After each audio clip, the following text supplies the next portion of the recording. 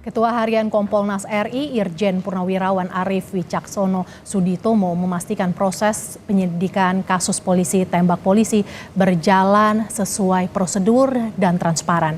Sementara keluarga korban meminta Kapolri membersihkan institusinya dari anggota yang dianggap berkhianat pada Polri. Komisi Kepolisian Nasional Kompolnas menyambangi markas Polda Sumatera Barat kemarin. Kedatangan ini untuk mengawal kasus polisi tembak polisi yang terjadi di Solok Selatan. Proses penyidikan kasus polisi tembak polisi dinilai telah berjalan sesuai prosedur dan transparan. Kasus ini menewaskan Kasat Reskrim Polres Solok Selatan, Komisaris Polisi Anumerta Rianto Ulil Ansar, oleh Kabak Ops Polres Solok Selatan, AKP Dadang Iskandar.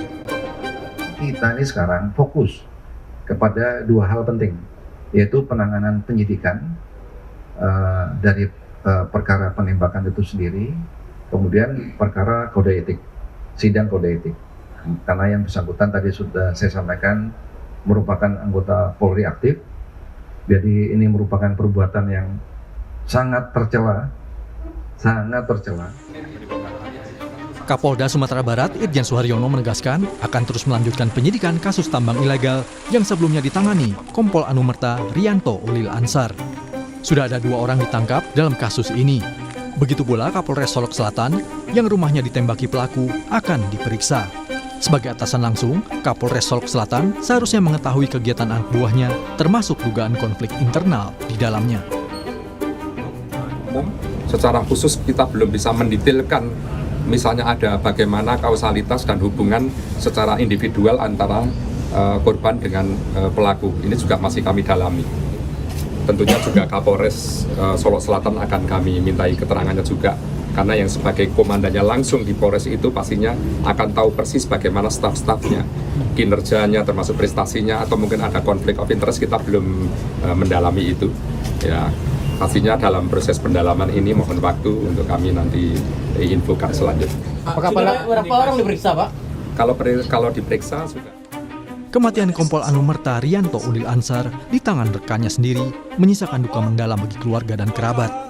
3 bulan sebelum penembakan, Ulil sempat berpesan pada keluarganya untuk didoakan karena menjalin tugas yang cukup berat. Kala itu, Ulil diketahui tengah memeriksa kasus tambang ilegal yang ada di Kabupaten Solok Selatan, Sumatera Barat.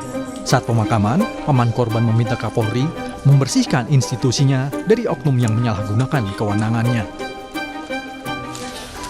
Kita jangan kalah dengan pengkhianat Polri, pengkhianat bangsa, pengkhianat rakyat. Jangan kalah sama produk gagal. Kenapa saya bilang produk gagal? Saya yakin orang ini sudah sangat biasa melakukannya.